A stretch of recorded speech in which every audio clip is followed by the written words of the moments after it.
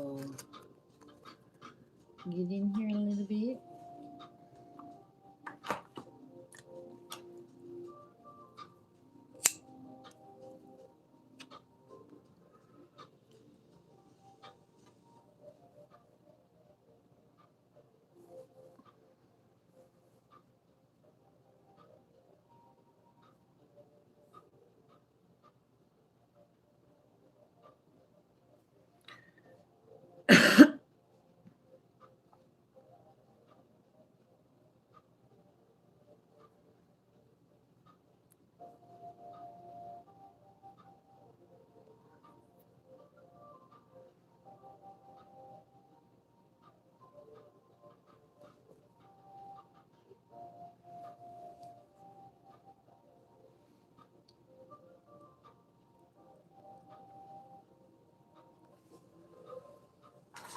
Oh, I wasn't prepared. I gotta get some of the right timestamps down on just a second.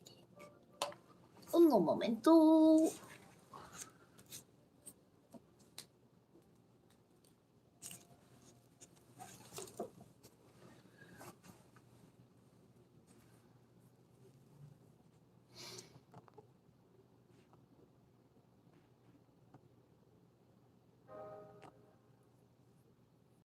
There we go.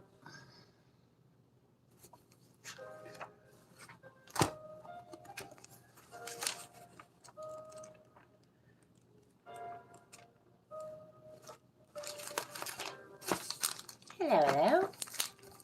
How are you?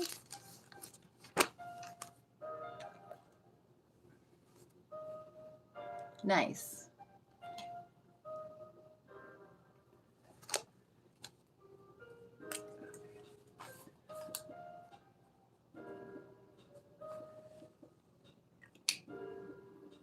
Hello, hello. Welcome in, welcome in. Get ready in just a second here. We're going to be reading the book Let Them by Mel Robbins. So get yourself a drink, get yourself cozy. Why do you want me to say that?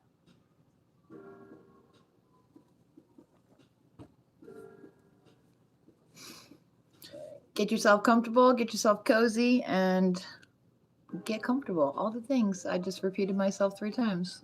Smoke another one, Beans.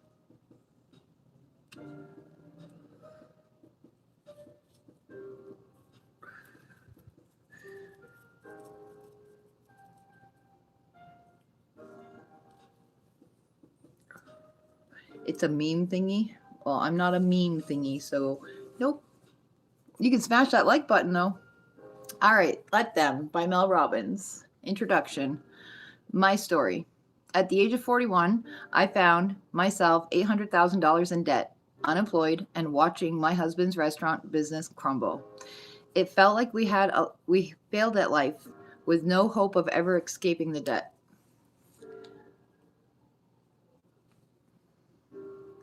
To deal with the anxiety and self-doubt, my main strategy became avoidance.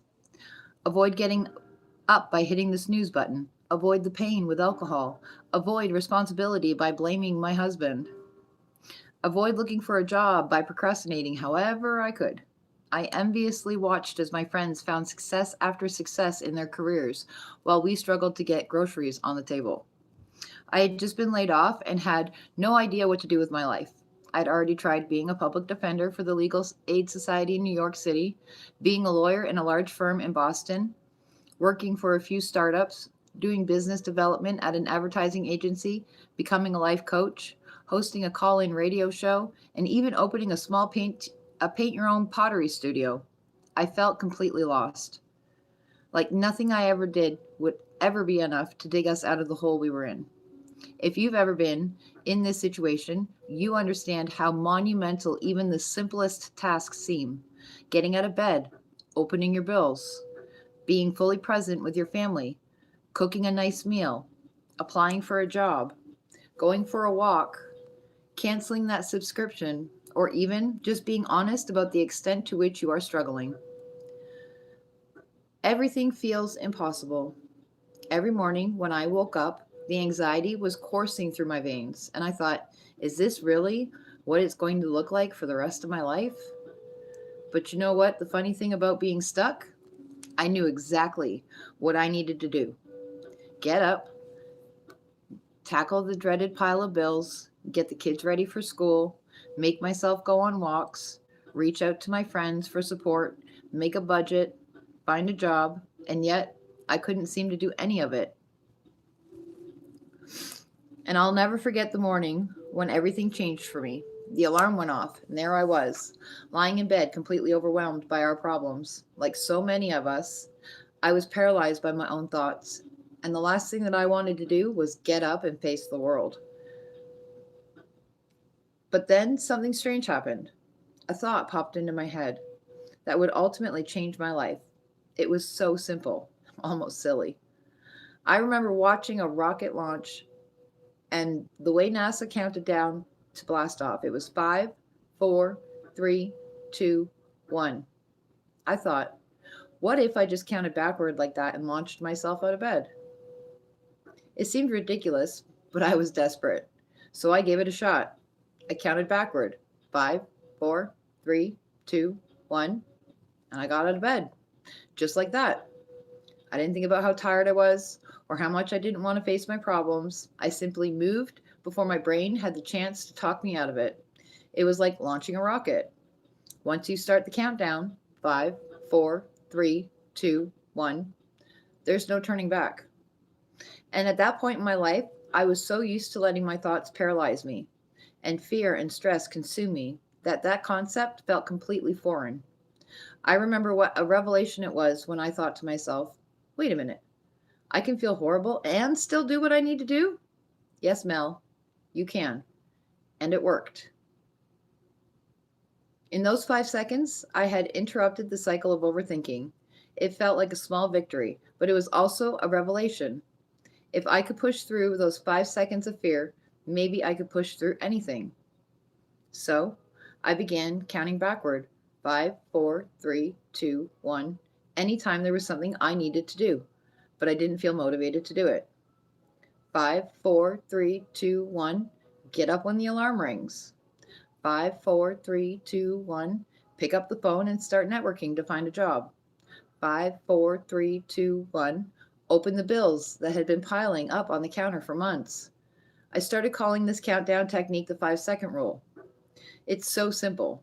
The moment you have an instinct to act, you have to physically move within 5 seconds, or your brain will talk you out of it. Just start counting backwards, 5, 4, 3, 2, 1, and move. Take action before hesitation kicks in. Here's why it works.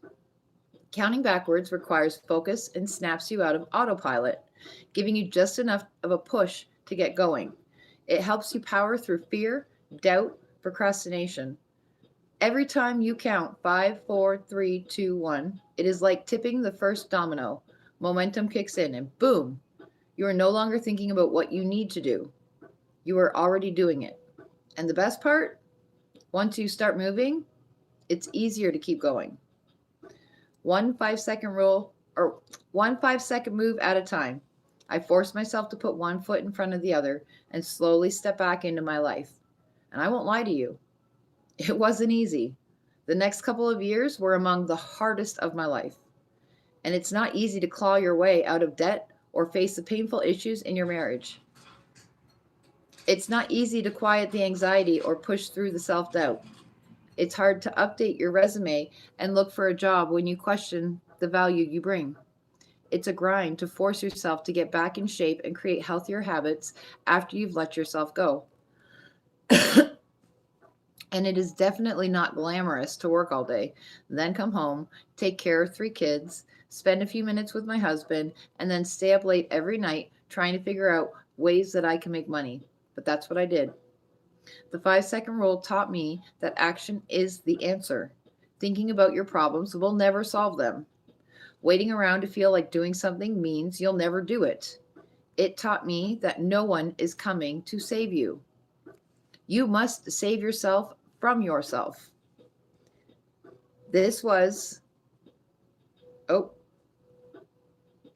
You have to force yourself to make little moves forward all day, every day. Hello, sir. especially when you don't feel like it. Don't be jealous that I have a better mustache than you do.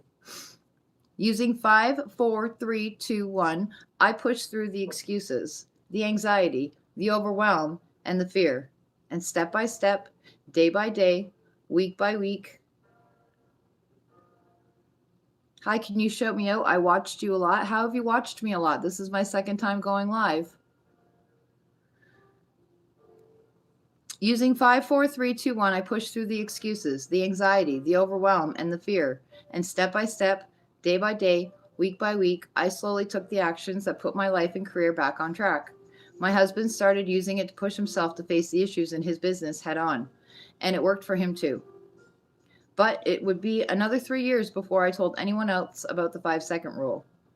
Thank you for subbing.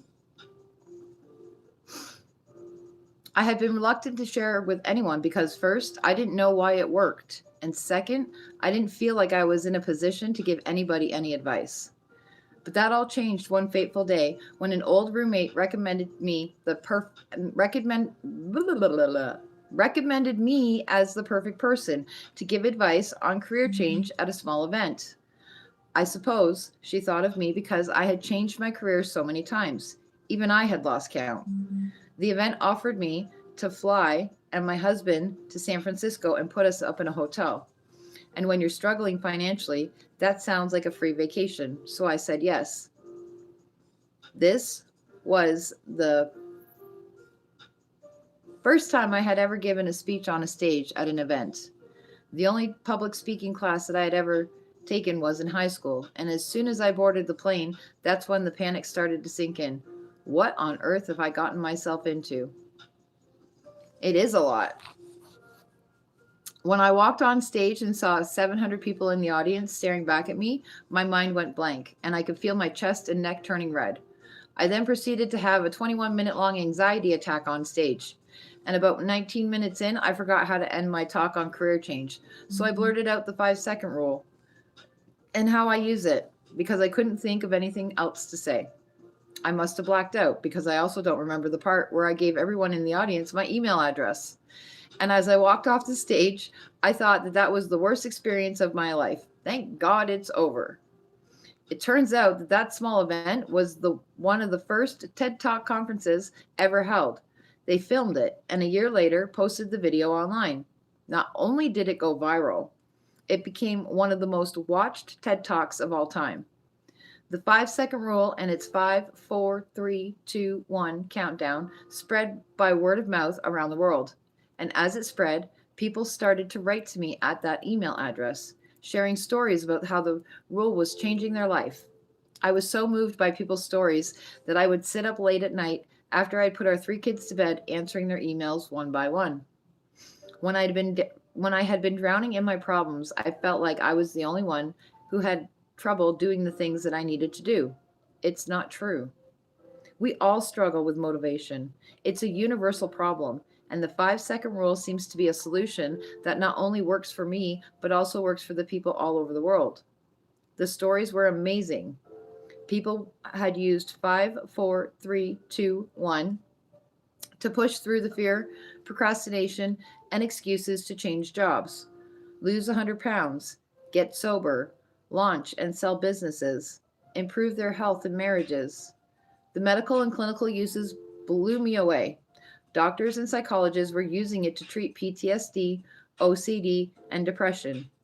Even as I'm writing this introduction, we have heard from over thousands of people who have used the 5-second rule to stop themselves from attempting suicide and asking to help and to ask for help. As that TED Talk became more and more popular online, I started getting invited to speak at other small events. I remember being asked to talk to a group of realtors at a bar. It was embarrassing standing there with a beer in my hand, trying to talk over the music and people gabbing in the next room, but I survived. I spoke in church basements, at high school classrooms, then a friend's brown bag lunch at work, and it just grew from there. I would break out in hives as I held the microphone, and I wasn't getting paid. But the more that I talked about the rule and saw how powerful it was for everyone who tried it, the more I became obsessed with understanding why such a simple hack could lead to such profound results.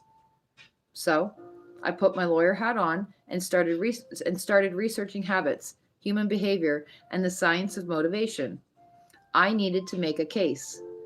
Why does counting 5, 4, 3, 2, 1 work? I gathered evidence from the experiences of ordinary people who had been using it. I found compelling precedents from the accounts of therapists, addiction specialists, and medical doctors who had begun recommending it to their patients. And all of the evidence pointed to a simpler explanation. Small, consistent action changes everything. Meanwhile, my friends and extended family had no idea what I was doing because I was too scared to tell them. Mel, giving advice? Give me a break. She nearly destroyed her own life.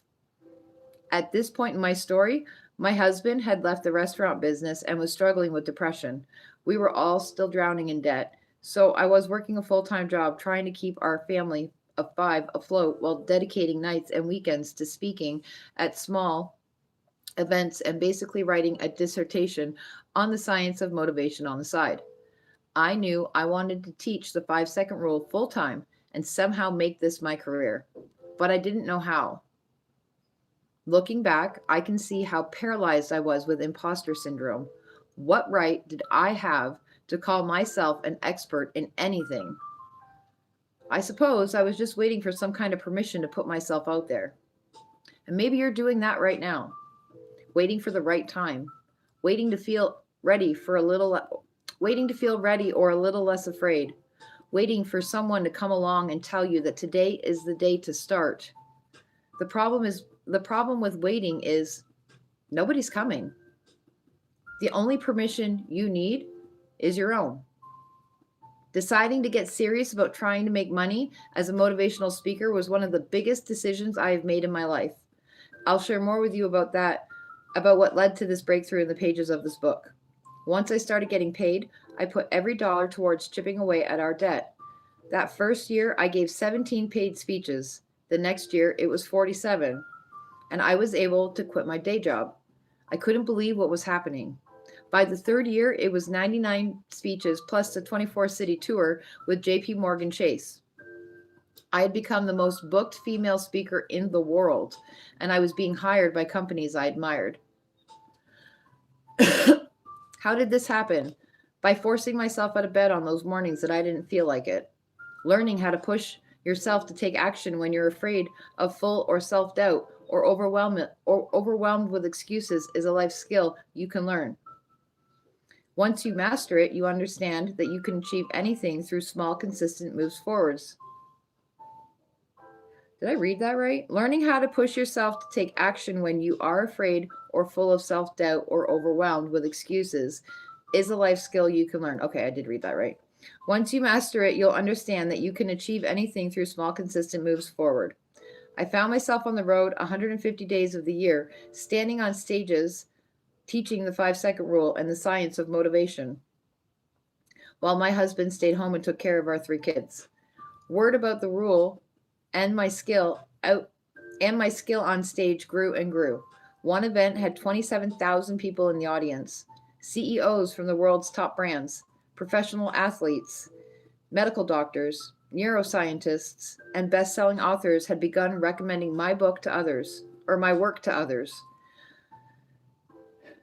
I started a newsletter because I no longer had time to respond to people's emails personally. I eventually wrote to the team at TEDx and asked if they could remove my email from the video online.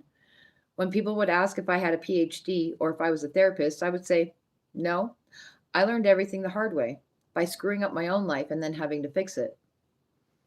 Armed with years of experience, evidence, testimony, and research, I was finally ready to make my case in the form of a book. In 2017, I self-published the 5-second rule.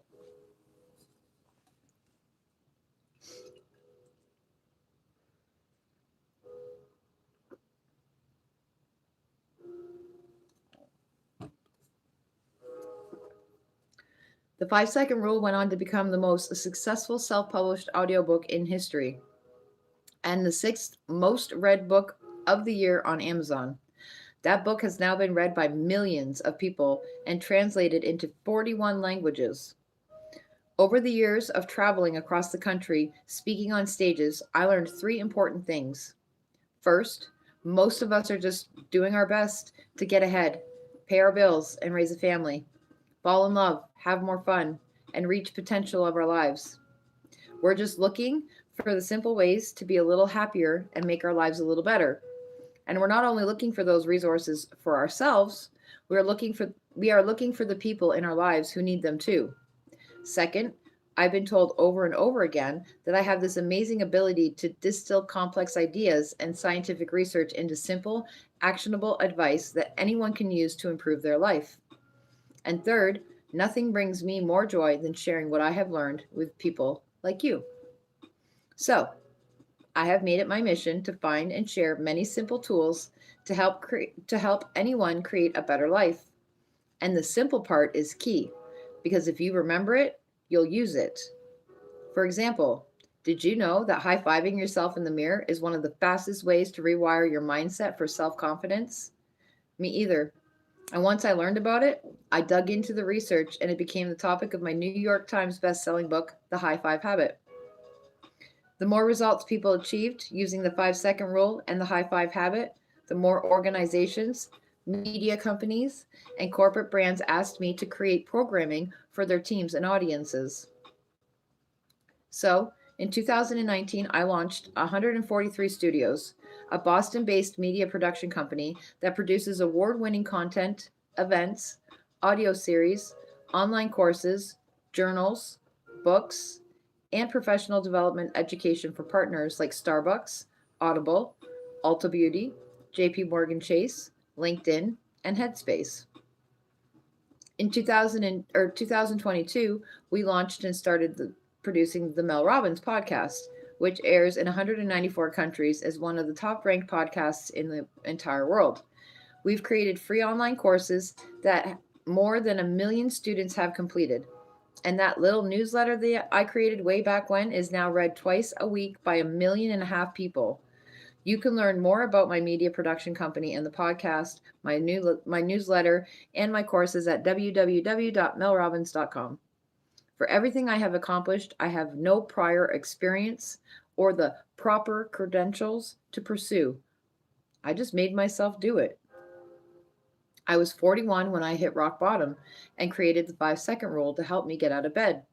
I was 44 when I had the anxiety attack on the TEDx stage. I was 46 when I got my first speaking paycheck. I was 49 when I self-published my first book, The 5 Second Rule. I was 50 when I started my media production company, and I was 54 when I launched the Mel Robbins podcast, one of the most popular and fastest growing podcasts in the world.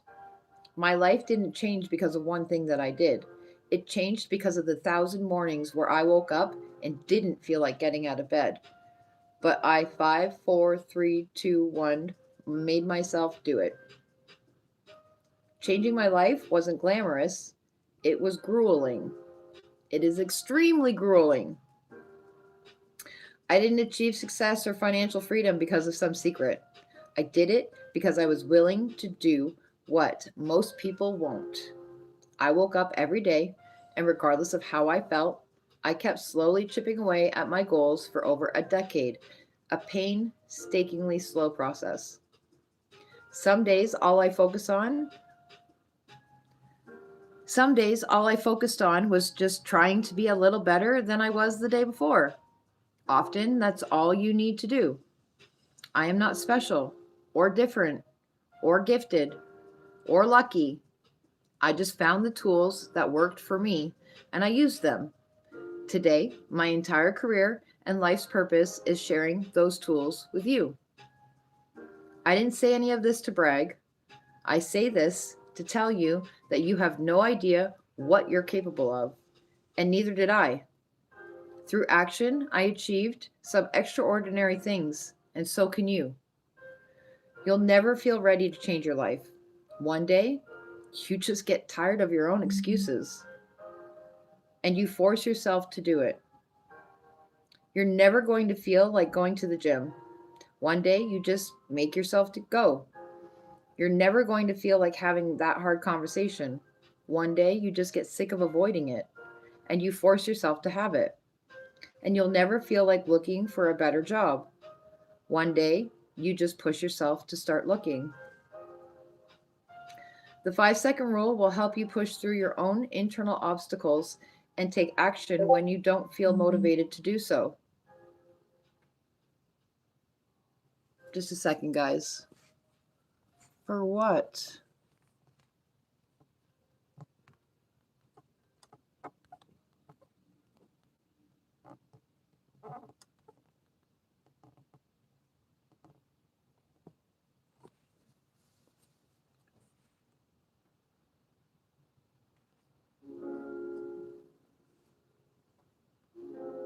Shit, where was I?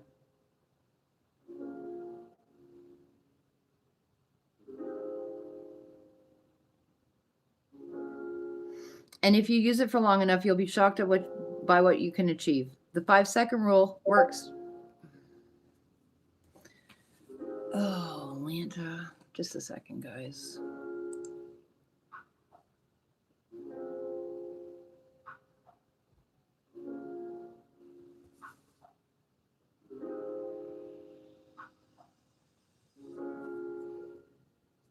No.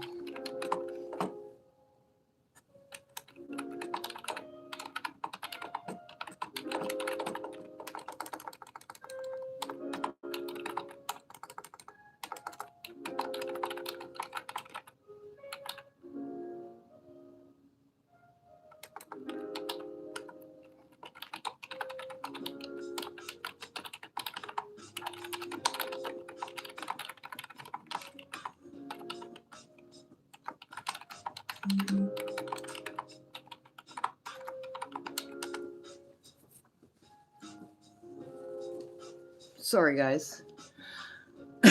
Hello, hello. Welcome in, welcome in. Okay, the 5 second rule works because it helps you win the internal battle that you have with yourself. But here's what it can't do: it can't remove the external battles you have to fight every day. No matter how many times you count 5, 4, 3, 2, 1, it won't stop the traffic jams, or inconsiderate strangers, or a micromanaging boss, or your family's endless judgment, guilt trips, and passive comments and demands. And one thing I know for sure: the more you say 5, 4, 3, 2, 1 and push yourself to change, the more you'll wish other people would change too. And that brings us to this book. For the past decade, I have been so focused on discovering, creating, teaching, and sharing simple ways you and I can improve ourselves. But in all this time, I have never tackled the number one factor based on research that determines whether you and I live a healthy and happy life: relationships. That's where the let them theory comes into play. 2 years ago, I stumbled upon these two words: let them. And it was like flipping a switch in my life. The 5 second rule changed my relationship with myself. The let them theory changed my relationship with other people. Let me explain.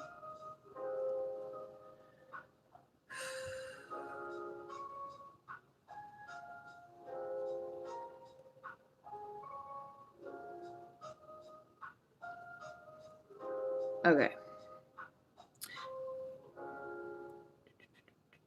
The 5 second rule is about self-improvement. It will help you get yourself out of bed on tough days. Get to the gym, sit down, and start writing. Open your mountain of bills. Take the risk. Sign up for class. Finally look at your bank statements. Do the last 2 weeks of laundry. Or take the AI coding class you know you need to take. Every time, hi Phoebe. Every time you count 5, 4, 3, 2, 1, you will push yourself through hesitation, procrastination, overthinking, and doubt. You'll teach yourself how to take action no matter how you feel. That is why it works. But over the years, I have wondered, why do I need to constantly force myself to move forward? Why am I so afraid of failing? Why am I so nervous about taking a risk? Why do I have a hard time asking for what I need? What exactly is in my way? Have you ever truly stopped and considered these questions for yourself? Why do you hesitate? What is it that's causing you to procrastinate or feel so tired or overthink every decision? What's underneath all that doubt? What is stopping you from doing what you need to do or living your life the way you want to live it? What are you afraid of? I was shocked when I discovered the answer for myself. It was other people, or rather, how I was letting other people impact me. I was spending too much time and energy managing and worrying about other people, what they do, what they say, what they think, how they feel, and what they expect from me. The reality is, no matter how hard you try or what you do, you cannot control other people. And yet, you live your life as if you can.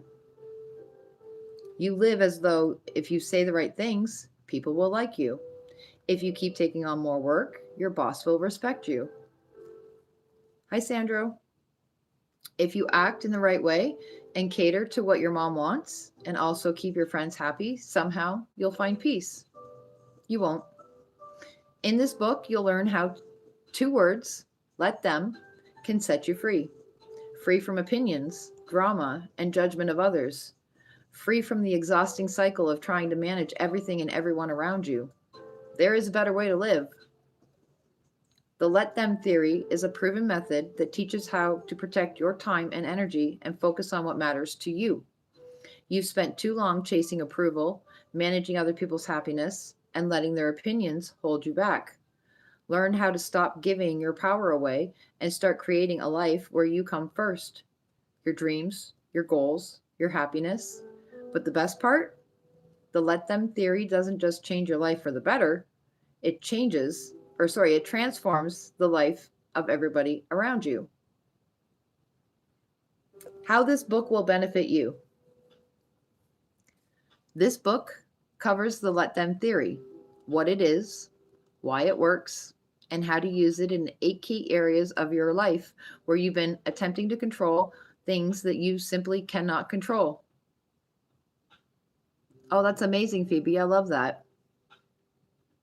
It is packed with research, evidence, and stories of how you can apply the let them theory. And you'll learn that this approach is supported by ancient philosophies, therapeutic modalities, and the core teachings of world's major religions, Stoicism, and spiritual practices. While much of what you are about to learn is supported by scientific research, this is not a textbook or an academic paper.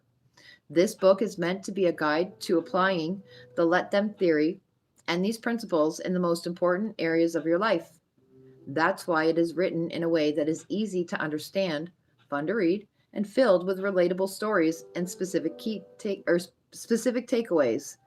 Plus, you'll find summaries at the end of each section, so the key takeaways are at your fingertips and you can immediately put to use what you're learning. I cannot wait for you to read this book and apply everything that you learn.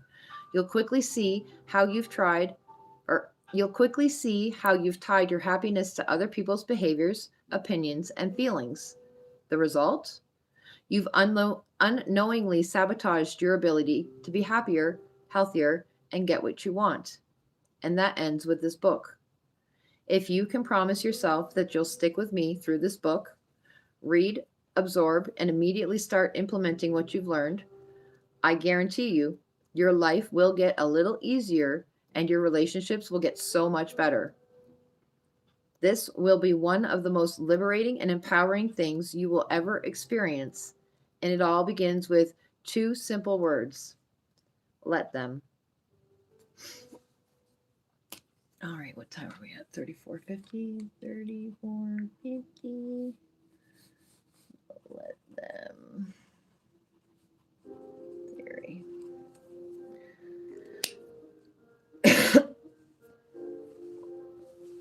Chapter 1.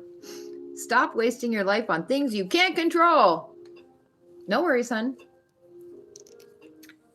Stop wasting your life on things you can't control.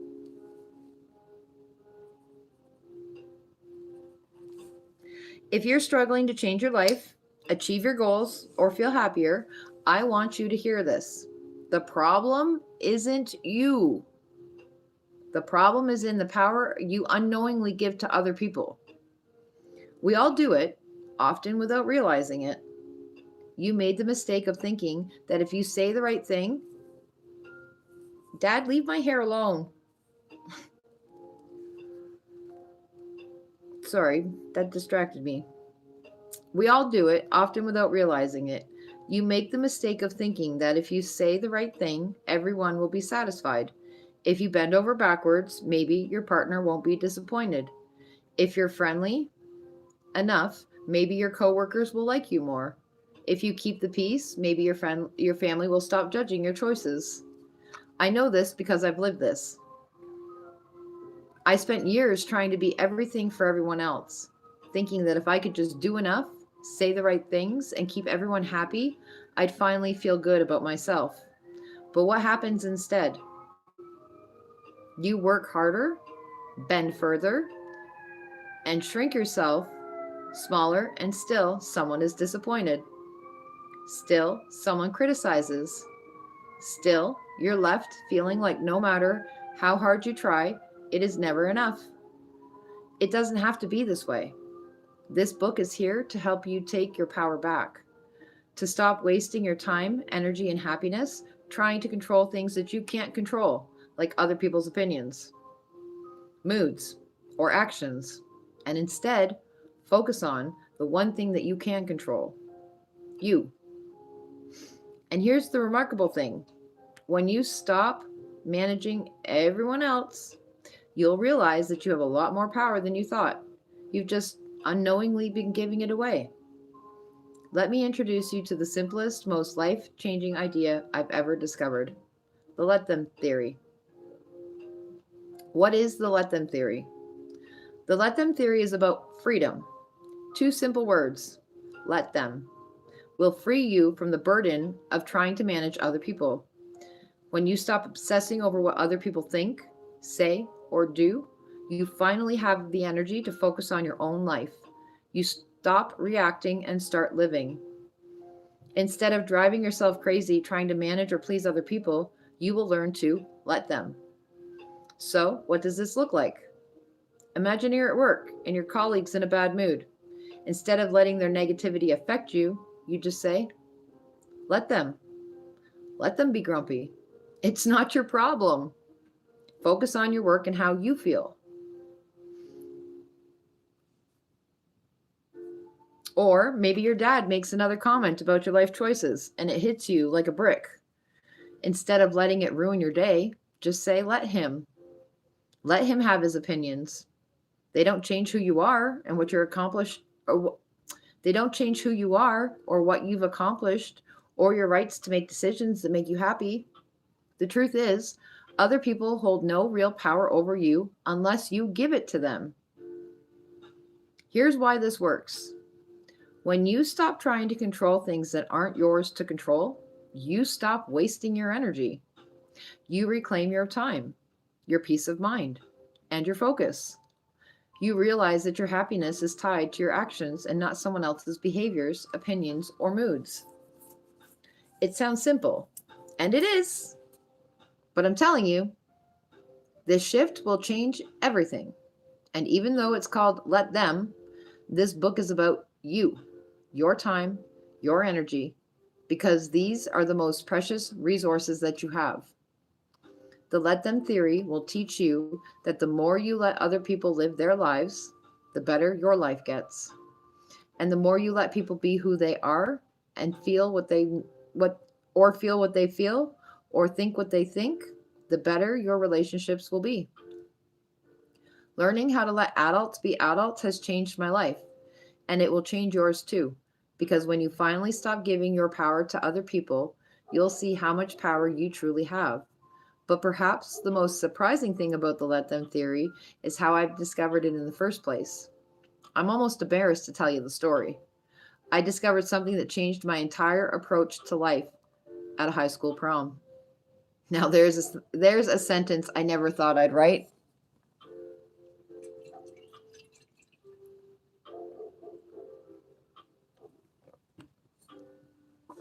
The prom that changed my life. I don't know what it is about proms, but boy, are they stressful. I went through 4 of them with our 2 daughters, so I figured, or I went through 4 of them with our 2 daughters, so I figured our son Oakley would be a breeze. I was wrong. Our daughters had obsessed about every detail for months: dresses, dates, promposals, hairstyles, spray tans, makeup, corsages, bus rentals, post prom parties. It was never ending, and I was so glad when their proms were finally over. Our son, on the other hand, wasn't sure he or his friends were even going to go. Despite my prodding, he communicated 0 details or plans with us. And I know everyone with a son, a brother, or boyfriend is nodding along with me right now. And then, of course, the week of the prom, Oakley decided that he wanted to go. Everything was the last minute scramble: the tuxedo, the specific sneakers he wanted to wear, the logistics, even finding his date, something our daughters agonized over for months, was left for 48 hours before the big event. When prom finally arrived, miraculously, we had the tux, the tennis shoes, the date, the location of the pre-prom photos figured out, and somehow we had also been talked into hosting the post-prom party. Whew! Right before we were racing out the door, my husband Chris fixed Oak's bow tie one last time. Our daughter Kendall, who was home from college, looked at her brother and said, "You look so good, Oakley." I stood there and took in the moment. What a handsome young man he had grown into. I couldn't believe how fast 18 years had flown by. I couldn't believe that Kendall was almost done with college, and our daughter Sawyer had already graduated and was now working at a large technology firm in Boston. And as I stood there in the kitchen, I allowed this fact to wash over me. Time was passing, and I wished it would slow down. That's the cruel fact about time. It's going to keep passing, whether you slow down or not. The time that you have with the people that you have.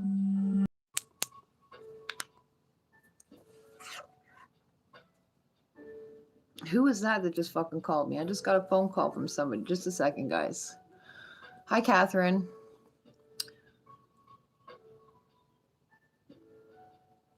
Who just called me from a 888 number? What? That number looked familiar. I swear to God, universe. Just a sec, guys. I don't even know if I can go check it. Nope. Oh, whatever. It's 7:15 right now. It's a 888 number. It's not important.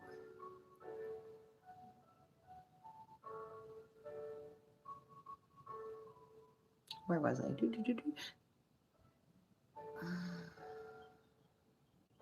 That's the cruel fact about time. It's going to keep passing whether you slow down or not. The time that you have with the people that you love is like a melting ice cube. 1 minute it's there, the next it's gone. And here's the sad truth. You and we can't stop the ice cube from melting. The only thing we can do is make the most of the time that we have with people that we love while we have it. In moments like this, when I really stop and pause, I always feel a little sad. Okay. I don't know about you, but I feel like I am racing through life and not allowing myself to truly enjoy it. And I get so worked up about things that don't matter that I ruin the brief moments I have with those I love. Did I really have to get so stressed out about the last minute scramble and to take it out on Oakley? No. I'm sure you can relate, even if you don't have a child going to the prom. Maybe you've let comments from your family ruin an entire holiday together, or been so consumed with work or school that you cancel yet another plan with your friends. You can waste years of your life by being distracted by meaningless things or late nights at work. It's easy to get yourself so stressed out about life that you forget the entire point is to live it. As I stood there in the kitchen watching Chris fix Oakley's bow tie, I just tried to take it all in. I took a deep breath, walked up to Oak and gave him a big hug, and I looked at him and I said, "You look so handsome." "Thanks, Mom." And then he saw what time it was and said, "Dude, we gotta go." And just like that, the moment was gone. and the time was moving again. Life is funny like that. One minute you're tearing up about the passing of time and how old the kids have gotten, and the next minute you're racing around trying to find your keys and getting annoyed that someone left their dishes in the sink again. On the way out the door, I opened the fridge and grabbed the beautiful corsage I had made from the local flower shop for Oakley's date. He took one look at it and said, "Mom, she doesn't want a corsage. Don't bring that." I stared at him. "But it's so beautiful." I said, "Are you sure?" "I already told you. She said she doesn't want one." "Well, how about I just bring it with us? And if she wants to wear it, she can. And if she doesn't have to." He snapped at me. "Mom, please. I don't want you to bring it." Let me flick. I rolled my eyes at our daughter, Kendall, looking for some backup. She shook her head at me and said, "Mom, drop it. He's nervous. He really doesn't know the girl he asked. Don't push it." I'll admit that I was annoyed and maybe even a little hurt. I had spent time scrolling online researching flower trends for prom, and I had ordered his date something really killer and taken the time to drive down and get it and pay for it. Here I was trying to do something nice for him, and instead of being grateful, he was barking at me. Plus, it was his first prom. What did he know? Good job. Welcome home. Well, back to your motel. So I stuck the corsage in my purse and we headed out the door to the place where everyone was taking prom photos, pre-prom photos. Once we got there, Oakley introduced us to his date, who pulled out a boutonniere for his lapel and asked Chris if he would help her pin it in its place. I, of course, couldn't help myself. I reached into my purse and pulled out that corsage like it was a winning lottery ticket and said to her, "Oakley said that you didn't want something, but I had this made up for you just in case." Oakley shot me a look, and I immediately wish I had kept my mouth shut. He turned to his date apologetically and said, "You don't have to wear it." She looked back and said, "It's okay. I'll wear it." And that's when I noticed that she had made her own corsage, which was really what she was already wearing on one of her wrists. Kendall rolled her eyes. Chris shifted, and if I could have evaporated in that moment, I would have. Oakley grabbed the plastic container from me and slid the corsage on the free wrist that she had graciously extended, and then Chris pinned the boutonniere on Oakley's tux. We took a couple of photos, and then out of nowhere, it started to rain. And by rain, I mean downpour. Rain hadn't been in the forecast, so not one of the 20 kids dressed in black tie or their parents had a rain jacket or an umbrella. These kids are going to get soaked, I thought. But it didn't seem to faze the kids at all. They just kept talking in a group, and that's when I overheard them say, "So what do you guys want to do for dinner?" I leaned towards Oakley and whispered, "Oak, you guys don't have a reservation for dinner before the prom?" "Nope." I looked at my husband and said, "They don't have a reservation for dinner?" He shook his head and said, "I guess not." This didn't seem to bother my husband or my son. Boy, did it bother me. How the hell do 20 kids have no reservation or plans to eat before the prom? Our daughters had this handled months in advance. Oak and his friends kept discussing their options as a group. I looked at them and said, "So, what are you guys going to do for dinner?" Oakley turned towards me and said, in that way only a teenage boy can say, Now, the Amigos Tequila is the great little taco place in the center of town, but it's got maybe 4 tables. The entire place is the size of a shed. All the moms froze, and even the dads were now questioning this plan. 20 kids in black tie were planning to head out into this rainstorm with no umbrellas or rain jackets to a fast food joint that maybe 10 of them could squeeze inside of before prom? I couldn't help myself. You know that feeling when your body is 2 steps ahead of you and you just can't stop yourself from saying something or doing something irrational? In my defense, I wasn't the only parent who intervened. Dozens of parents were now swarming their kids trying to take control of the situation. I broke out my phone and started searching for restaurants that might have a sit-down reservation available for 20. Nothing. There was nothing. I could feel Kendall watching me. She just stood there as I yelled out to the other parents, I can't find a reservation anywhere. I'll look for a pizza place that delivers here. And that's when she reached out and grabbed my arm, pulled me toward her, and looked me in the eyes. Mom, if Oakley and his friends want to go to a taco bar for pre-prom, let them. But it's too small for all of them to fit in. They're going to get soaked, I said. Mom, let them get soaked. But his new sneakers are going to get ruined. Let them get ruined. Kendall, they're brand new. Mom, you're being annoying. Let them show up to prom in wet tuxedos and dresses. Let them go eat where they want. It's their prom, not yours. Just drop it. Let them. That effect was immediate. Something inside of me softened. I could feel the tension disappearing. My mind stopped racing, and the stress of trying to control what was happening evaporated. Why did I need to get involved? Why did I have to manage the situation? Why not worry about what I was going to do for dinner tonight rather than what they were? Why was I stressing about them at all? Let them. It's their prom, not yours. Stop controlling it or judging it or managing it, and let them. So that's what I did.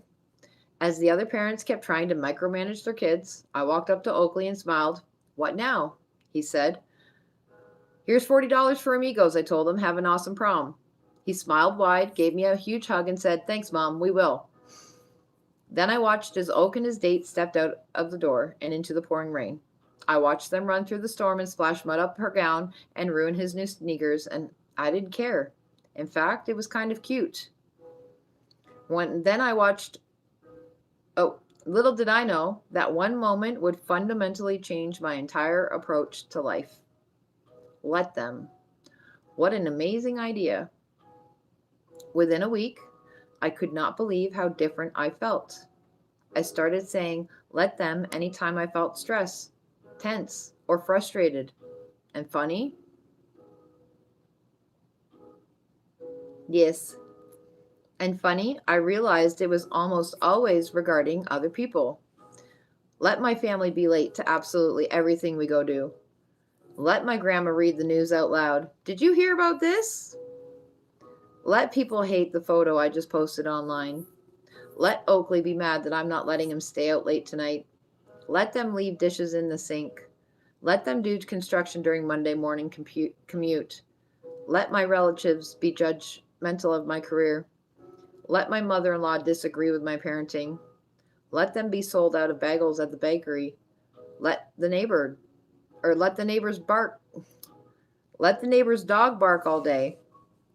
2 simple words. Let them changed everything. It was as if I didn't care and was weirdly above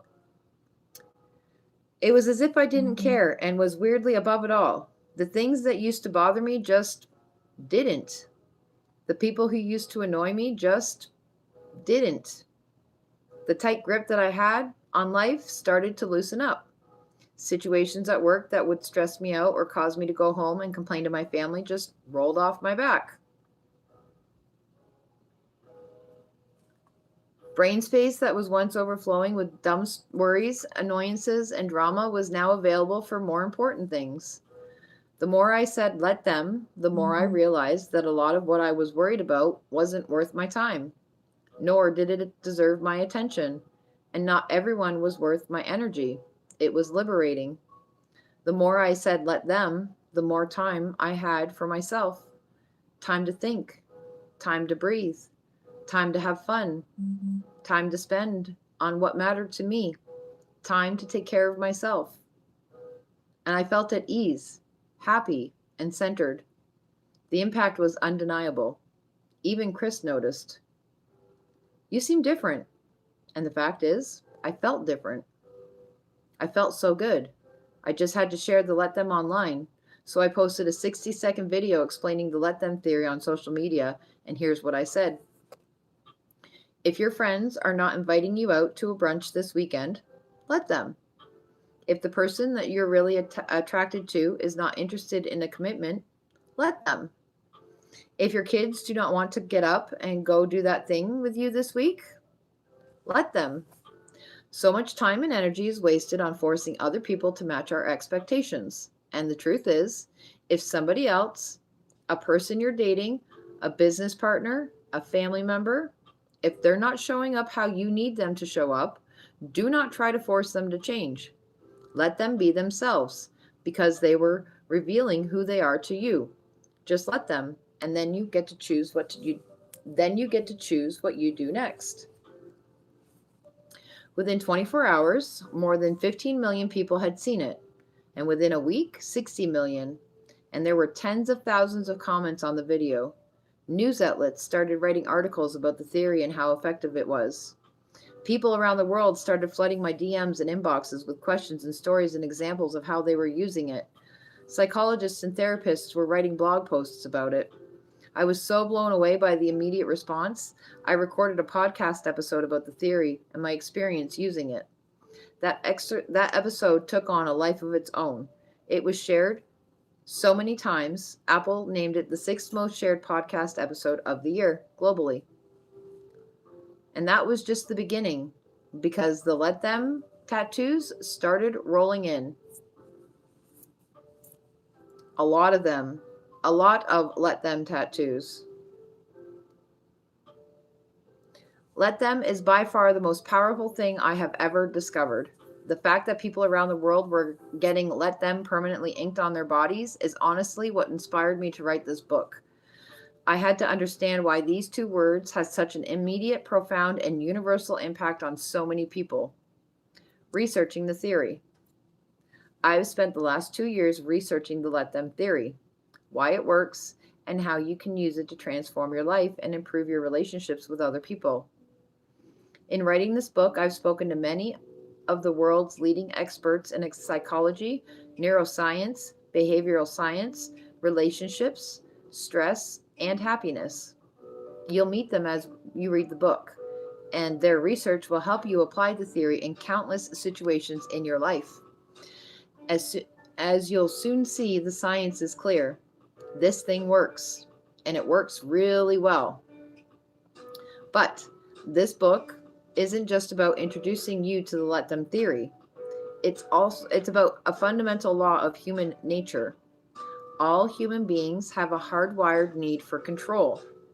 We all have an innate desire to control everything about our lives, our time, our thoughts, our actions, our environments, our plans, our future, our decisions, and our surroundings. Feeling in control makes you feel comfortable and safe. So naturally you try to control everyone and everything around you, oftentimes without even realizing it. But the fact is, there is one thing you'll never be able to control. No matter how hard you try, you will never be able to control or change another person. The only person that you are in control of is you. Your thoughts, your actions, and your feelings. For too long, you've been working against this fundamental law of human nature. You've been fighting to change people, battling to control situations, worrying about what people say, think, or do. And in doing so, you've created unnecessary stress, tension, and friction for yourself and in your relationships. I did too. The Let Them theory has transformed my entire approach to life and how I deal with other people. Instead of resisting the natural flow of human nature, I learned to embrace it. Instead of wasting my energy on something that I can't control, what others say, think, and do, I poured my energy into what I can control, me. The results? I gained more control over my own life than I ever had before. It was freeing. I stopped making other people the problem, and in doing so, my relationships improved in ways that I never thought possible. It was like unlocking a door that had been sealed shut for years.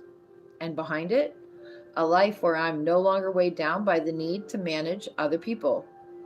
In the coming pages, you'll learn all about the theory, the easiest way to start using it, and how awesome it feels when you do. You'll also learn about a surprising discovery I made early in our research.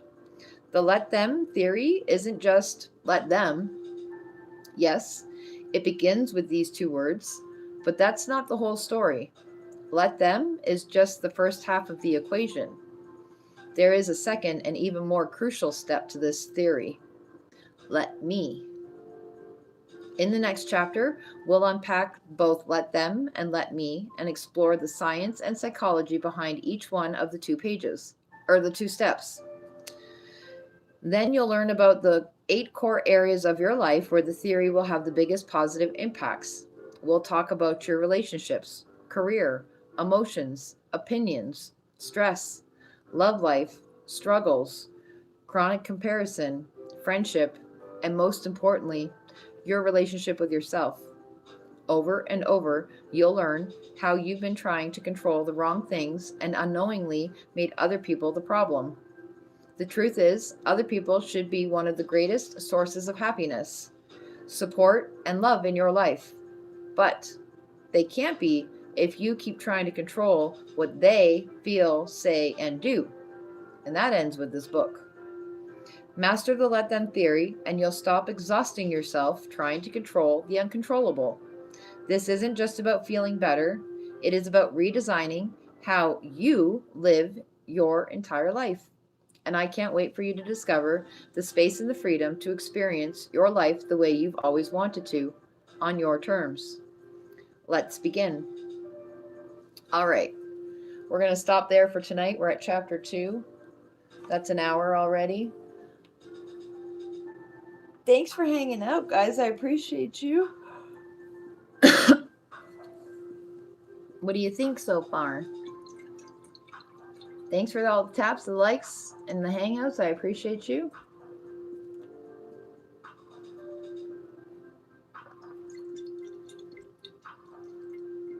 No worries.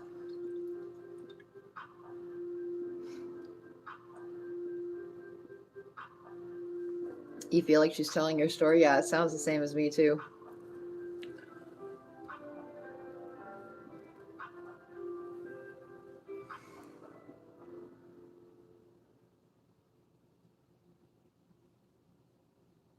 Cool. Well, I'm going to end that for tonight. I'm probably going to do it again tomorrow. I'll read again probably tomorrow afternoon. What do we think about tomorrow afternoon or tomorrow evening?